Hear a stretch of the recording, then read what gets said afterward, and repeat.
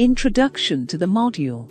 This module provides you with an overview of the English, spelling, punctuation, and grammar course. It introduces you to the subject of English grammar and shows how gaining a greater understanding of it can help you improve every aspect of your English language skills. Topics to be covered in this module are: an overview of the course, what is grammar, syntax, morphology, acceptable and unacceptable sentence, vocabulary, phrases and clauses, benefits of studying grammar, summary. Assessment questions will be included at the end of each module to ensure that you have understood the information. What is grammar? Grammar is the building blocks of any language.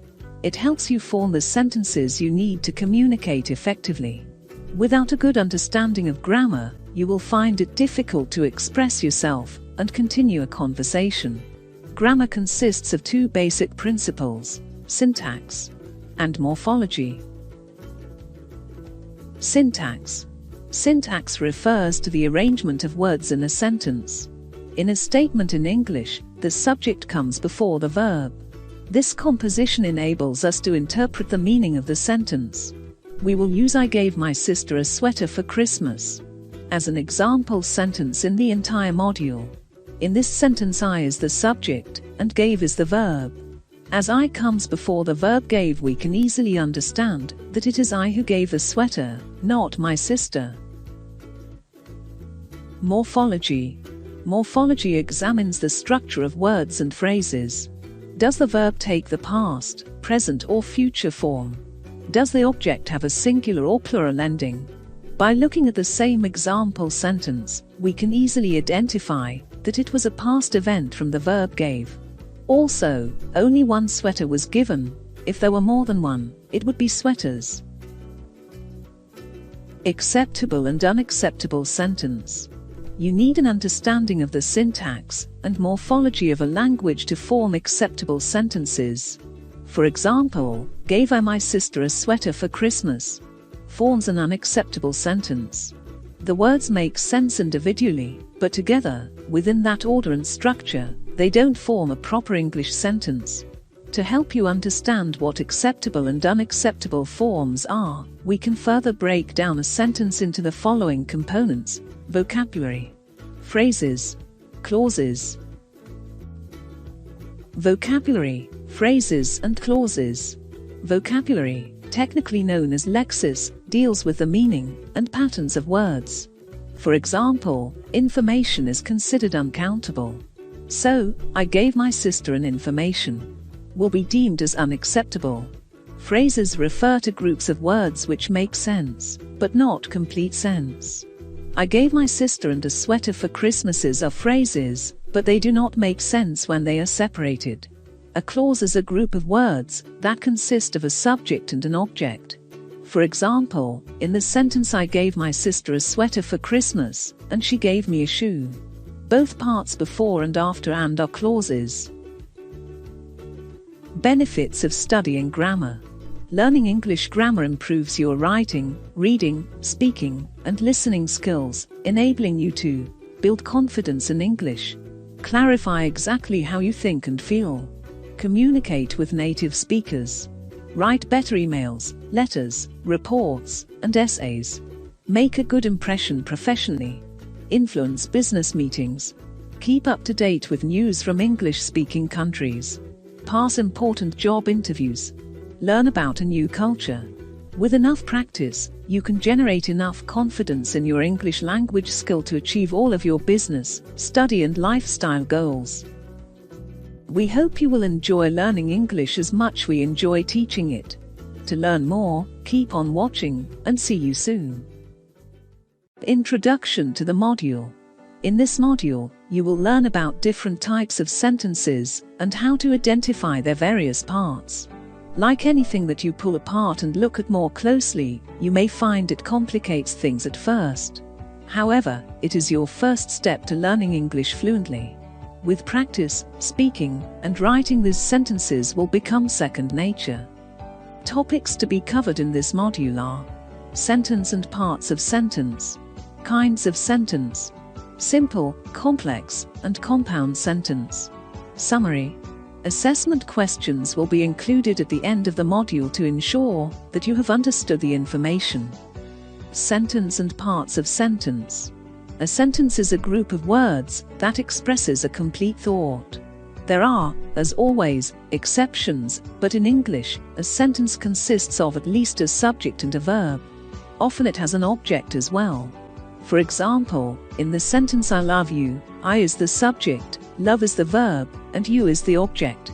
We can divide a sentence mainly into two parts: the subject and the predicate. Subject. The subject is the person, animal, or thing, the noun or pronoun, performing the verb. Example: Polly has a cat. I like tea more than coffee. Predicate. The predicate is all the words, including the verb and object, that tells us what the subject does. Example: I like to run in the park every morning. Sarah loves to read books. Usually, the subject comes before the predicate. However, in a question or sentences that start with here, there are prepositional phrase, the predicate comes first for emphasis. Example: How are you today? Here is your dad. There is a taxi. With a huff and a puff, Mark climbed the hill.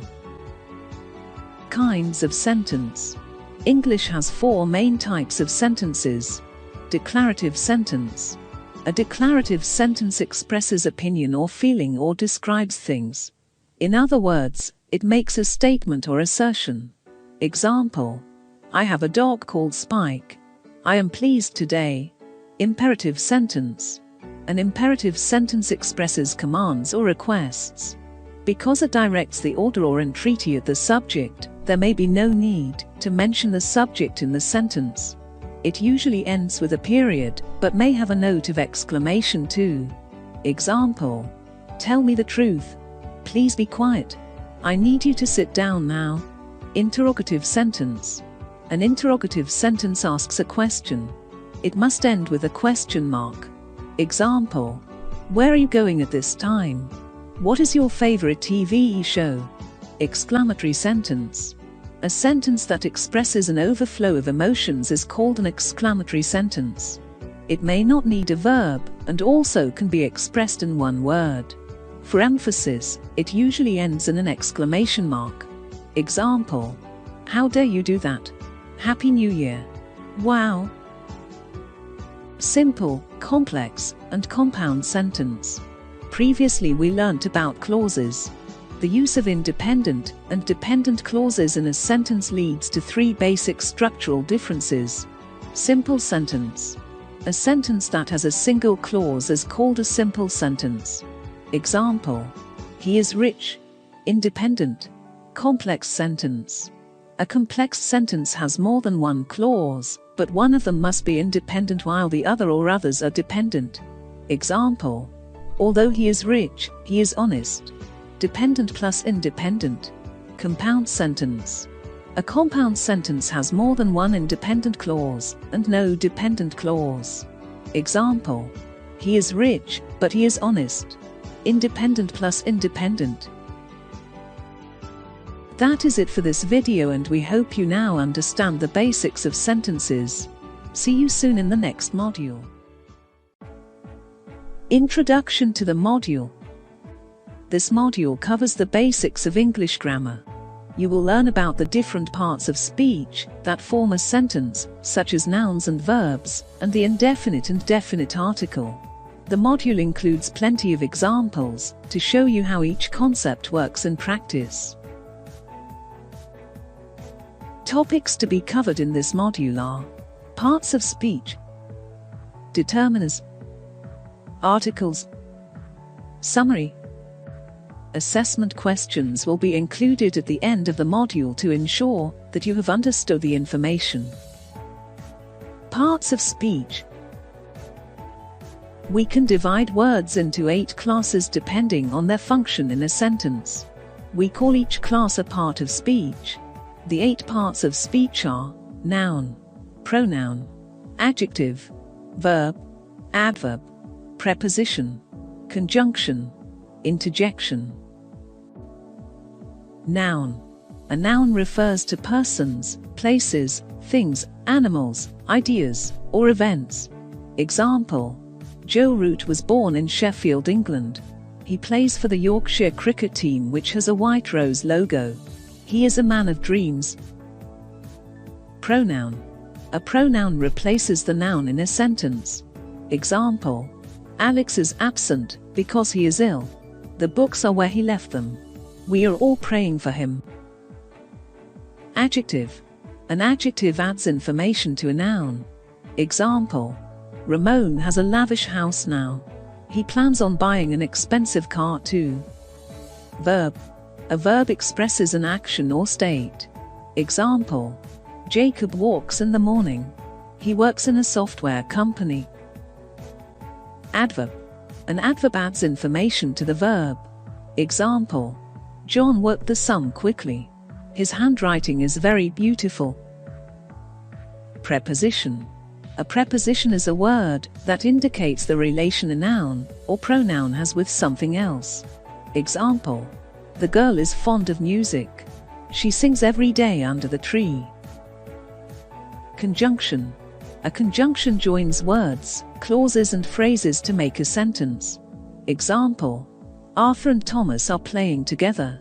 Arthur plays well, but Thomas is better than him. Interjection. An interjection, often followed by an exclamation mark, expresses a sudden feeling. Example: Hurrah!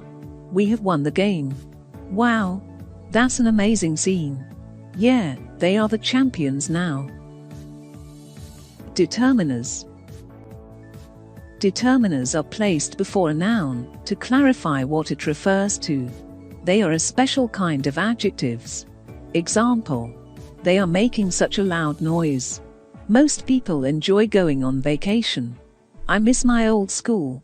This book is better than that one. We can divide determiners into demonstratives, such as this, that, these, and those. Possessives, such as my, your, his, her, its, our, and their. Quantifiers, such as some, any, enough, and both. Distributors, such as each, every, and either.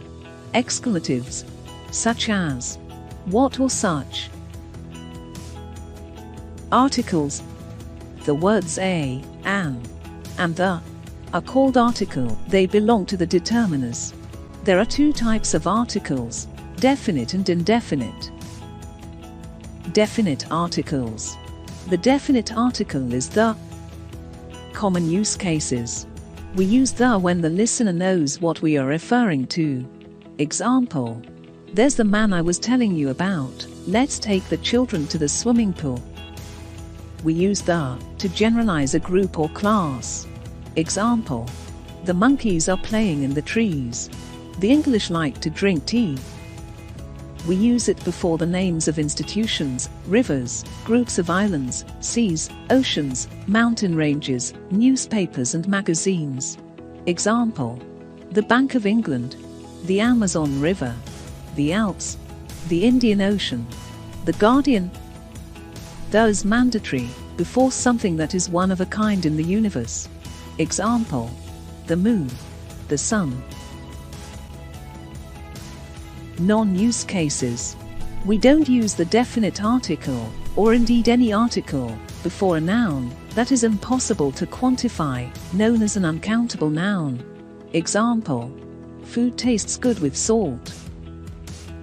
We don't use the before the names of people, counties, languages, shops, jobs, meals, towns, streets, stations, airports, and individual mountains, lakes, and islands, known as proper nouns.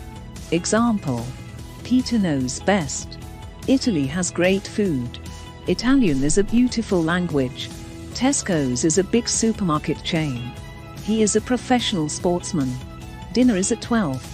Aylesbury is a town in England. The indefinite article. The indefinite articles are a and an.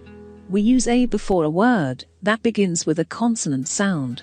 Example: a stereo, a phone, We use an before a word that begins with a vowel sound. Example: an adult, an umbrella. There are some exceptions too. Example: a university, a union, a useful book, etc. A $1 note, a one-man army, etc. An MA, an LLB, a BA, a BSc, etc. It goes 70 miles an hour per. That's it for parts of speech and articles. Do rewatch and practice the examples. See you in the next module. In this module, we will examine the structure of a sentence and how you can use different types of sentences to express different moods and ideas. By the end, you would have gained a better understanding of how to talk about yourself and others in any given situation. Topics to be covered in this module are voice, tense, person, infinitive, participle, and gerund, mood, modifiers, summary. Assessment questions will be included at the end of the module to ensure that you have understood the information. Voice. Voice is a verb that tells us whether the subject is in the active or passive voice. Active voice. In the active voice, the subject of the verb performs the action. Example: Peter eats the sandwich. They called off this meeting. I will do the work. I want him to write a letter. Is he reading a book? Passive voice. In the passive voice, the subject is being acted upon. Example: the sandwich is eaten by Peter. The meeting was called off. The work will be done by me. I want a letter to be written. Is a book being read by him? Use cases. While writing any paragraph, active voice is recommended as it is more engaging and informative. Example: a boy found a suspicious suitcase in a bus station. The police quickly came to investigate. Informative: a suitcase was found in a bus station. It was then investigated by the police. But passive voice is the preferable option when we don't know the person who did something. Example: the houses were built in the 18th century. Tense. The tense of a verb expresses when an action occurs. There are three main tenses. Past tense. A past tense expresses an action that occurred in the past. Example: I wrote a letter yesterday. Present tense. A present tense expresses an action that occurs in the present. Example: I am writing a letter now. Future tense. A future tense expresses an action that will occur in the future. Example: I will write a letter tomorrow. We can further break down the past, present and future into the following tense. Simple tense. The simple tense expresses facts or habits. Example: I wrote a letter. Past: I write a letter. Present: I will write a letter. Future: continuous tense. The continuous tense expresses duration or continuity of action. Example: I was writing a letter. Past: I am writing a letter. Present: I will be writing a letter. Future: perfect tense. The perfect tense expresses a completed action that still has some relevance in the present time. Example: I had written a letter. Past: I have written a letter. Present: I will have written a letter. Future: perfect continuous tense. The perfect continuous tense expresses a completion of an action that is, was, or will be continued. Example: I had been writing a letter. Past: I have been writing a letter. Present: I will have been writing a letter. Future. Person. Person is the personal pronoun that indicates the speaker, first person, the person spoken to, second person, and the person spoken of, third person. First person. In the first person, the speaker is the subject. Example: I went to the gym yesterday. Second person. In the second person, the speaker refers directly to someone. Example: you need to see the doctor soon. Third person. In the third person, the speaker is speaking of people who are not present. Example: he went out to dinner yesterday with his wife. Infinitive, participle, and gerund. Infinitives, participles and gerund are verbals that function as nouns, adverbs and adjectives. Infinitive. Infinitives refer to a verb in its basic form. They are usually preceded by to, but especially follow can, do, may, must, shall, and will. Example: to swim is great exercise. As a subject, noun. They asked to see the patient. As an object, noun. He came to see me. Adverb: find him a sandwich to eat. Adjective: participle. Participle is a verbal that can be used as an adjective or verb. Present participles end in ing and past participles end in ed, en, d, t or n. Example: I saw a boy playing football. Closing the door, I went out. Shaken, he walked away from the wrecked car. Gerund. Gerund is a present participle, verb plus ing, that is used as a noun. It may be a subject or object of a verb, and even an object of a preposition.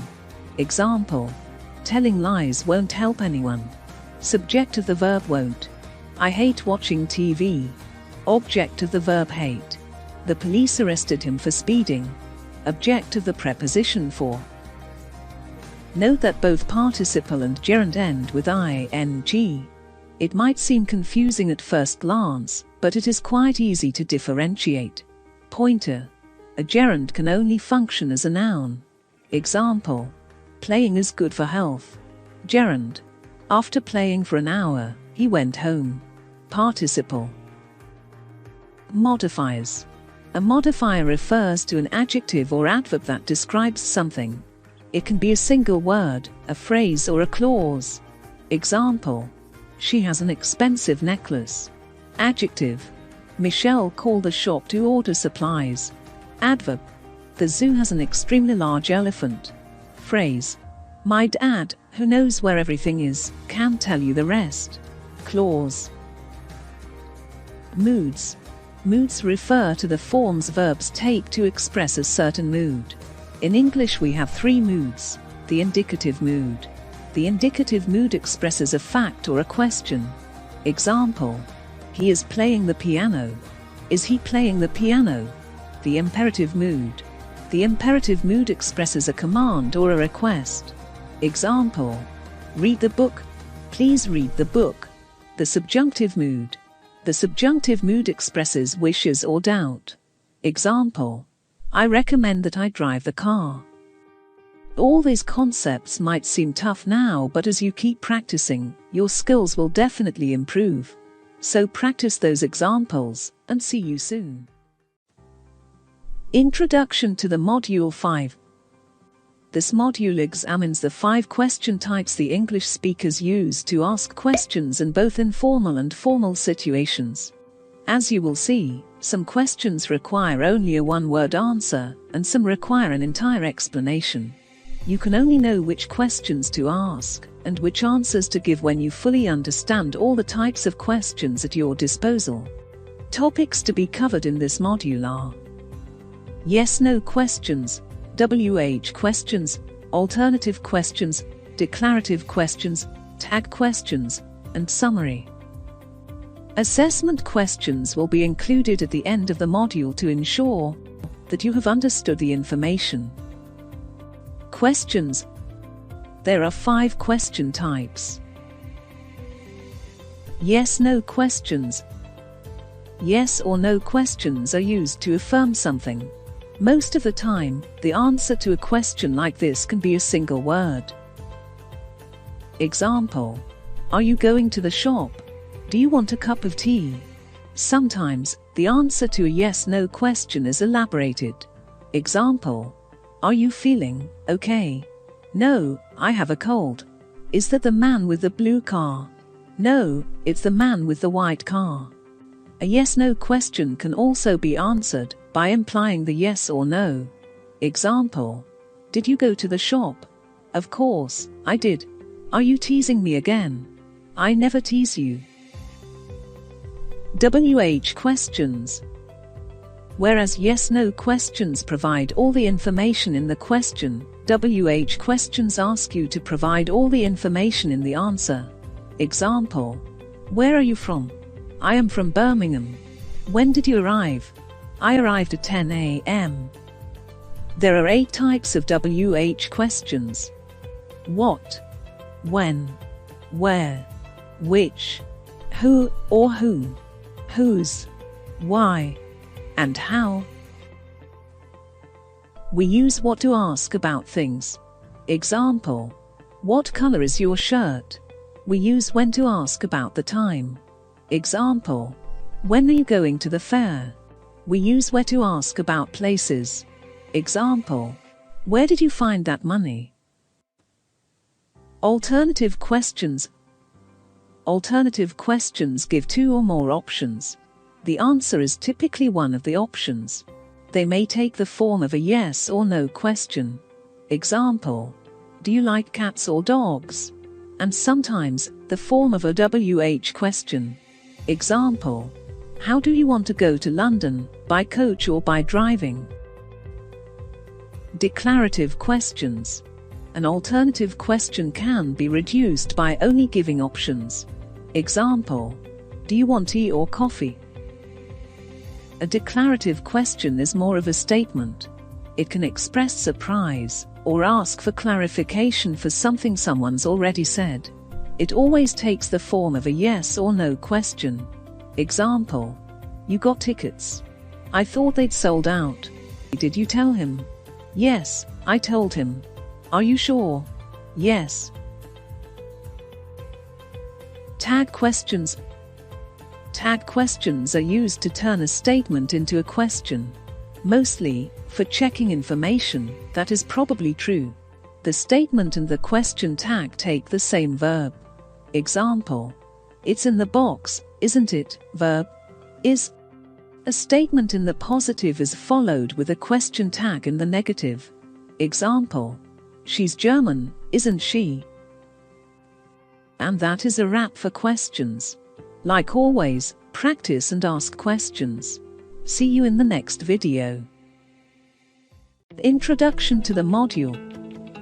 This module examines the rules that govern the use of capital letters and punctuation marks in writing. Some, like the capitalization of people's names, are general rules that anyone learning English should know and put into practice. The rules discussed in this module are more advanced than this. They will enable you to write English with correct punctuation, and your capitalization will be on point every time, thus providing complete confidence in your English language skills. Topics to be covered in this module are: capital letter rules, punctuation marks, punctuation in numbers, summary. Assessment questions will be included at the end of the module to ensure that you have understood the information. Capital letter rules. Capitalize the personal pronoun I wherever it is in the sentence.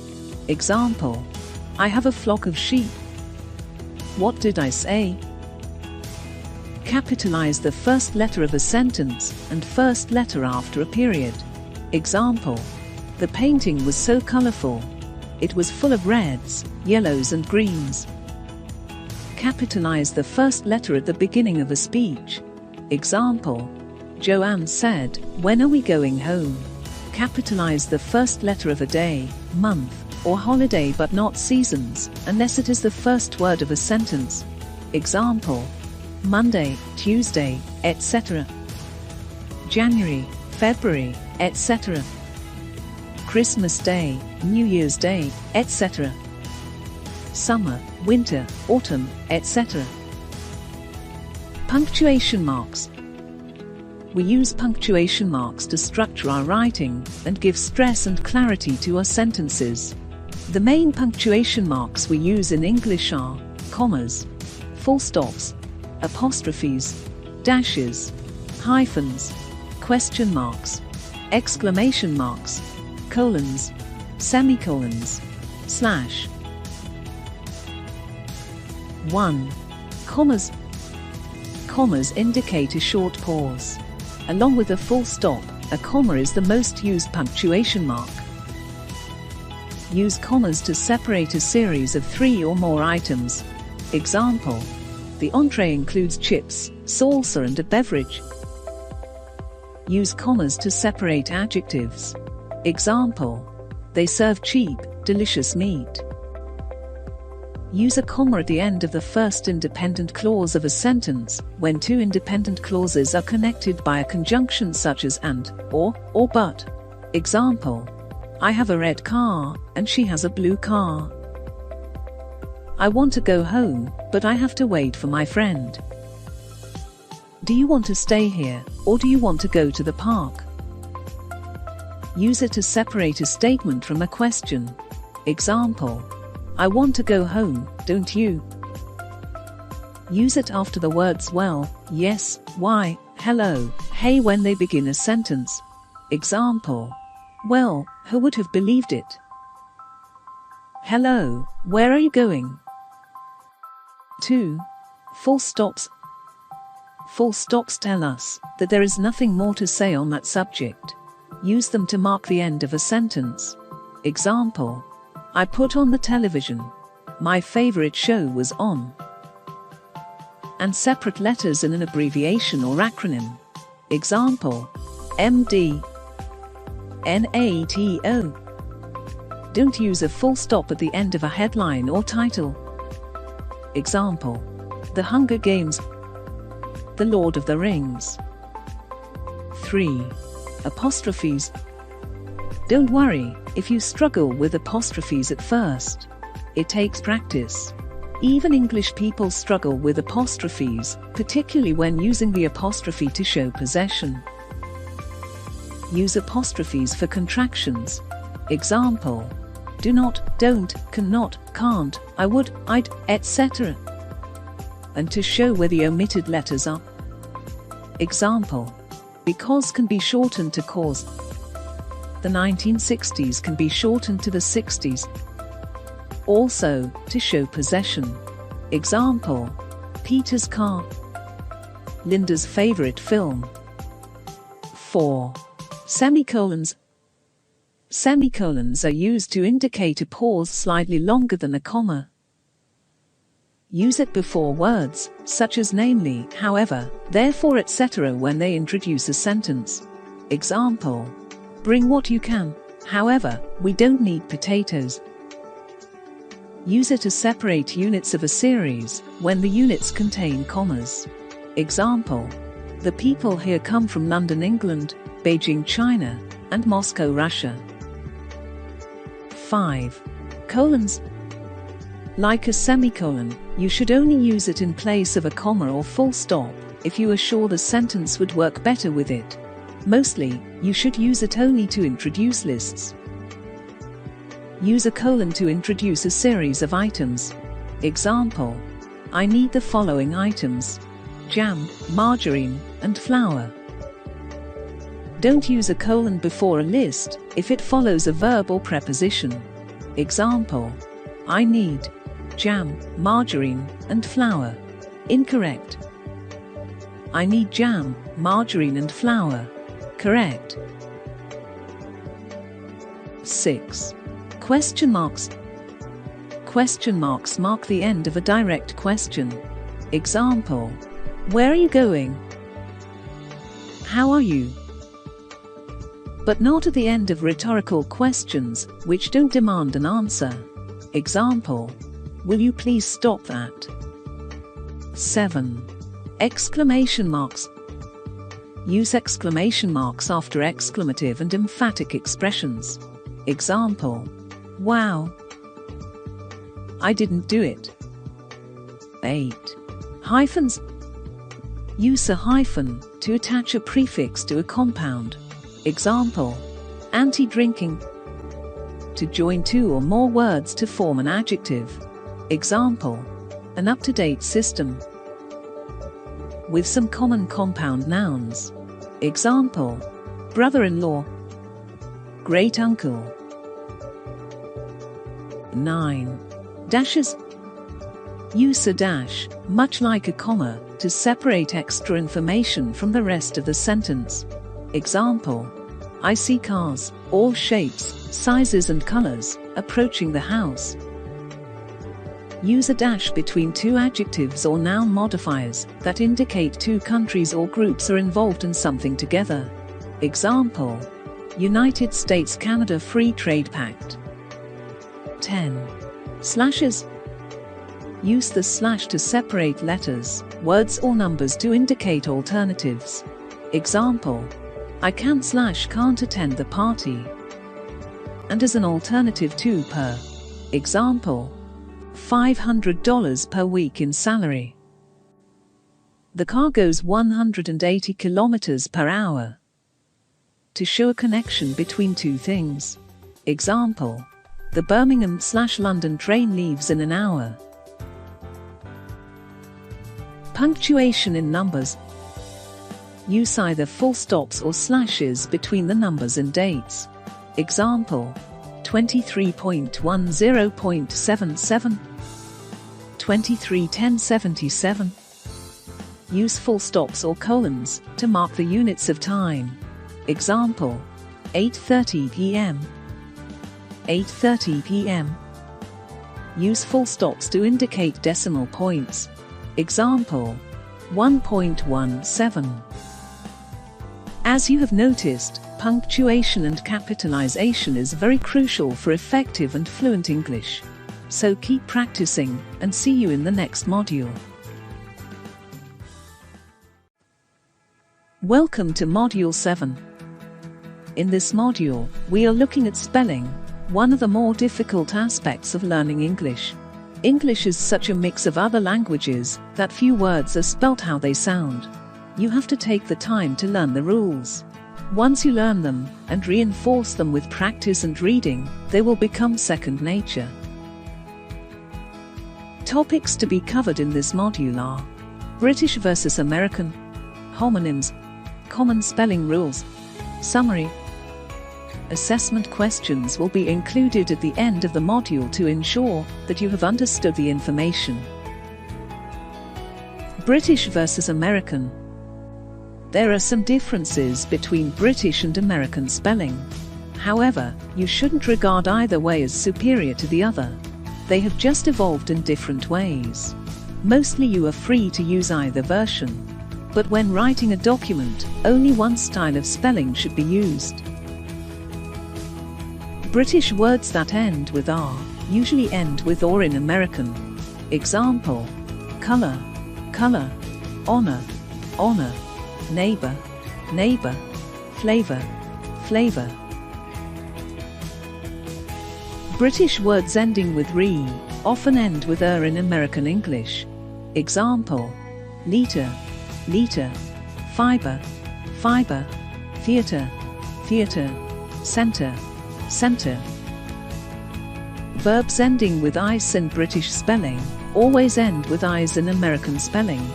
Example: apologize, apologize, organize, organize, recognize, recognize.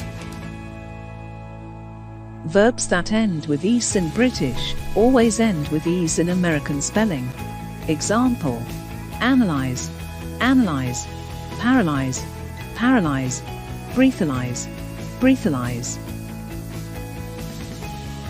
In British English, verbs ending in a vowel plus l-l are spelt with double the l-ll when adding a suffix that begins with a vowel -ed, -ing. In American, l remains single. Example: traveled, traveled, traveling, traveling, traveler, traveler. British words that are spelt with a or o are spelt with an e in American. Example: leukemia, leukemia, maneuver, maneuver, pediatric, pediatric. British words spelt with n's in the end are spelt with n's in American spelling. Example: defense, defense, license, license, offense, offense. Homonyms. Homonyms refer to words that sound the same but have a different spelling and meaning. It's important to know what they are so you don't confuse them while writing and in turn, confuse your reader. Homonyms include sight or sight, steal or steal, stare or stare, sell or sell, insure or insure, weak or weak, hear or hear, marry or marry. 1. Sight or sight. Sight is the ability to see. Example: my sight has gotten worse in my old age. A site refers to a place where work has been, is being or will be done. Example: he works at a building site. 2. Steal or steal. Steal means to take something from somebody without asking.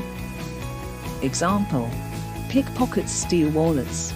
Steel is an alloy of iron with carbon that is used to build something. Example: modern-day bridges are built with steel rather than iron. 3. Stare or stare. Stare means to look at something for a length of time. Example: I stare with disbelief at the car wreck. Stair refers to the series of steps that lead to another floor of a building. Example: the lift wasn't working, so she took the stairs. 4. Cell or cell. A cell is the basic unit of a plant, animal or human, or a small empty room such as a prison cell. Example: plant cells have walls, but human cells don't. He was stuck in his cell for 14 hours a day. Sell means to exchange an item for money. Example: he sells fruit and vegetables at the market.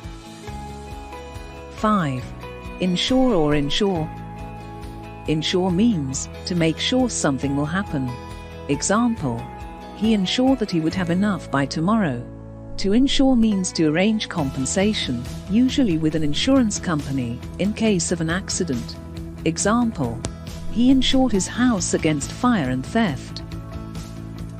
6. Weak or weak. Weak means something lacking in strength and liable to break. Example: the tunnel collapsed because it became weak over time. Week means a period of 7 days. Example: Monday is the first day of the week. 7. Hear or hear. Hear means the ability to perceive a sound with your ear. Example: I can hear the builders working outside. Hear means at this place or position. Example: I am here, so you may leave. 8. Marry or marry. Marry means to join two people in marriage. Example: David asked Hannah to marry him. Merry means to be cheerful. Example: I wish you a Merry Christmas. Common spelling rules. There are 5 basic rules that govern English spelling. Double the consonant, Q and U. Silent E. Us and ous. I after E except after C. Words ending in OI. 1. Double the consonant. When adding a suffix to a verb, the final consonant is doubled if the word ends in a vowel followed by a consonant. Example: beg becomes beggar, begged or begging. Rob becomes robber, robbed or robbing. The last syllable is stressed. Example: transmit becomes transmitted. Benefit becomes benefited. The consonant is not doubled if the stress is not on the last syllable. Example: record becomes recorded, recording. Offer becomes offered, offering. The verb ends in OI. Example: play becomes played, playing. Dismay becomes dismayed, dismaying.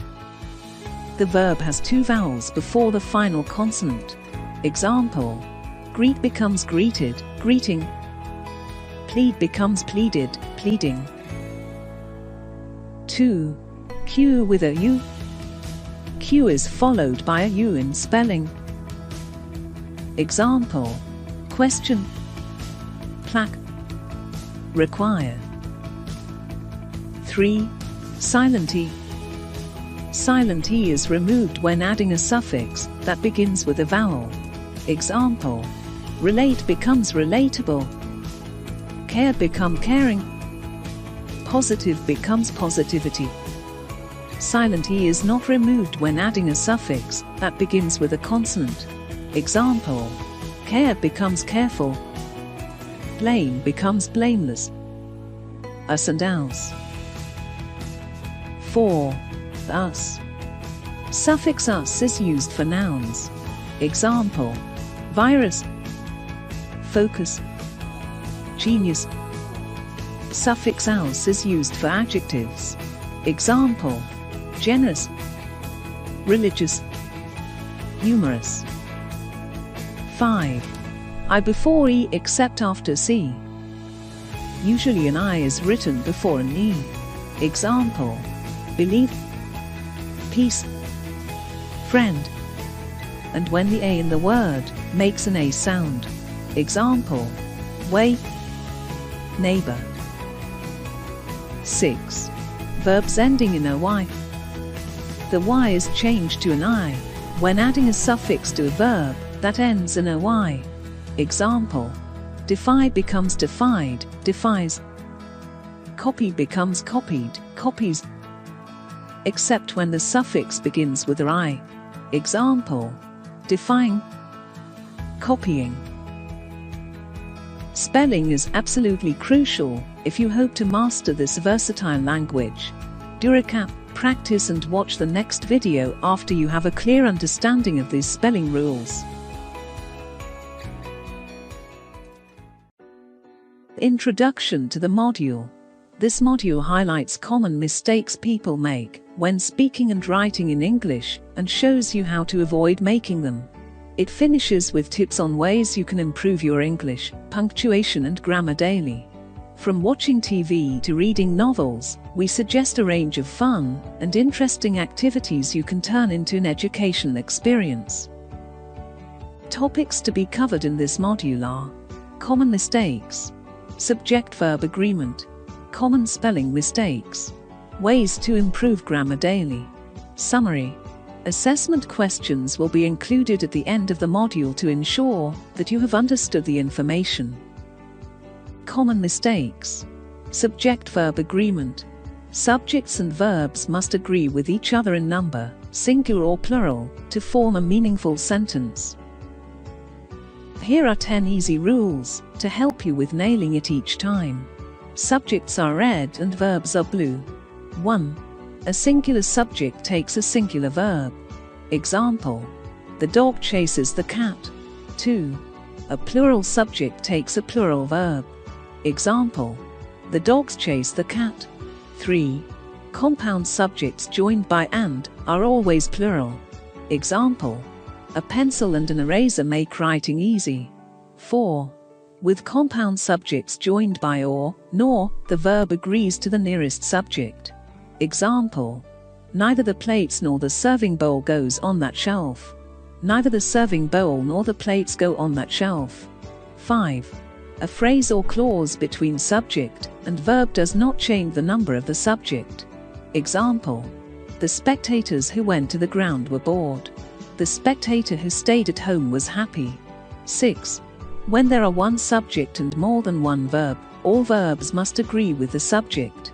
Example: interviews are one way to collect data and allow researchers to gain an in-depth understanding of participants. 7. Indefinite pronouns as subjects. Singular indefinite pronoun subjects take singular verbs. Everyone, someone, anyone, no one, somebody, anybody, etc. Example: everybody loves football. Plural indefinite pronoun subjects take plural verbs. Several, few, both, many. Example: few live in Hiroshima now.